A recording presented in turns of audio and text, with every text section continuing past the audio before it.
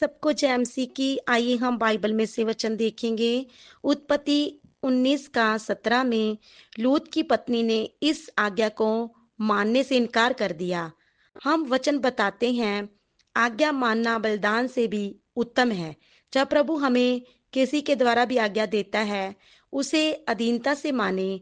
लूत की पत्नी अपने घर से तो बाहर आ गई थी, उसका मन सदोम अमोरा में ही था।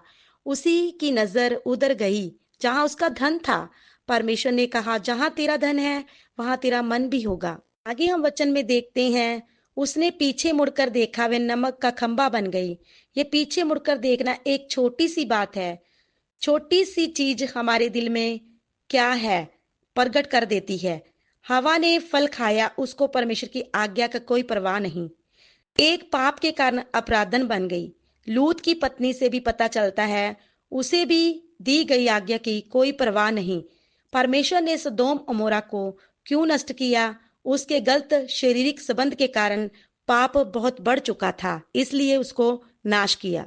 वचन में लिखा है, जो संसार से प्यार करता है उसमें पिता का प्यार नहीं है। इसमें हम देखते हैं कि लूत की पत्नी संसार को देखने के कारण कैसे नाश हो गई। हमें ऐसा लगता होगा कि वह धर्मियों की संगति में है, आत्मिक है। उसके दिल से संसार संसार की अभिलाषें नहीं निकली थी।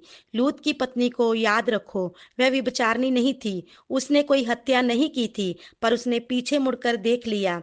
जिस चीज से उसे परमेश्वर ने बचाया था, बाहर निकाला था, उसकी नजर उसी पर आ गई। आजकल लोगों को देखो, जिस पाप से परमेश्वर ने उन्हें बचाया है उसी पाप के शिकार हैं। परमेश्वर ने जिस पाप से बाहर निकाला उसी में जकड़े हैं। अपनी खुशी के खातिर, अपनी सुरक्षा की खातिर, अपनी आत्मा की खातिर लूत की पत्नी के पाप से सावधान रहें। जो कोई अपना हाथ हल पर रखकर पीछे मुड़कर देखता है, वह परमेश्वर के योग्य नहीं है। सदोम अमोरा में इब्राहिम का भतीजा अपने परिवार के साथ रहता था। परमेश्वर ने दूतों को लूत के पास भेजता है कि मैं इस शहर को नाश करने वाला हूँ। तुम अपने परिवार के साथ इस शहर से भाग जाओ। उनको आज्ञा दी जाती है, पीछे मुड़कर नहीं देखना। लूत की पत्नी पीछे मुड़कर देखती है, वह नमक का खंभा बन जाती है। जिस समय लूत इब्राहिम थे, बाइबल नहीं थी उस समय, प्रचारक नहीं थे, पास्टर नहीं थे, परमेश्वर का ज्ञान भी नहीं था। कुछ लोगों के पास ही था। ज्यादा लोग अंधविश्वास में थे, ज्ञानता में थे। किसी के पास परमेश्वर का ज्ञान नहीं था, चेतावनियां नहीं थी। आगे हम देखते हैं, लूत की पत्नी अविश्वासी वाली मौत मरी। वे अपनी इच्छा को परमेश्वर की आज्ञा में नहीं ला सकी। उसका मन स्वर्गीय बातों पर नहीं था, उसका मन इच्छाएं संसार की तरफ था।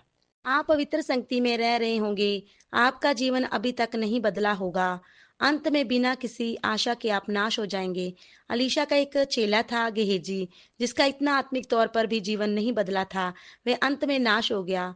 पौलुस के साथ सेवकाई करने वाला था, उसका सहभागी था दमास। ये पौलुस के साथ सेवकाई करने पर भी संसार के पीछे भागा, क्योंकि दमास ने इस संसार को प्रिय जानकर मुझे छोड़ दिया। यहूदा इस्करियोती यीशु के साथ था, ये सब उसने भी छोड़ दिया। ये सब अपने पापों में मर गए। इतना ज्ञान, इतना प्रकाश, इतनी चेतावनियां और अवसर मिले, पर फिर भी वह विनाश हो गई। परमेश्वर का अनुग्रह है जो हमारी मदद करता है, परमेश्वर की इच्छा के अनुसार चल सके। जैसे पौलुस कहता है, अपने आप को परखो, जांचो तुम परमेश्वर में हो के नहीं। लूत की पत्नी का विनाश हो गया, वह नाश हो गई। उसने परमेश्वर की आज्ञा चेतावनियों को नहीं माना। हम भी धर्मियों की संगति में रह रहे होंगे।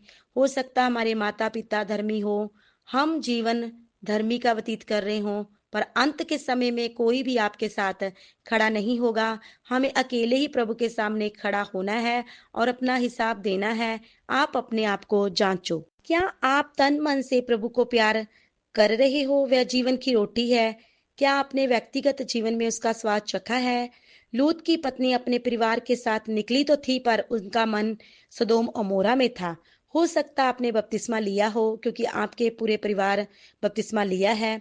क्योंकि आप प्रार्थना भवन में जाते हो, क्योंकि आपका परिवार जाता है, इसलिए हो सकता है आपको प्रार्थना में बैठना पड़ता हो। इधर हमने देखना है कि हमारा दिल परमेश्वर के साथ है, क्या संसार में नाश हो रहे हो? आमीन।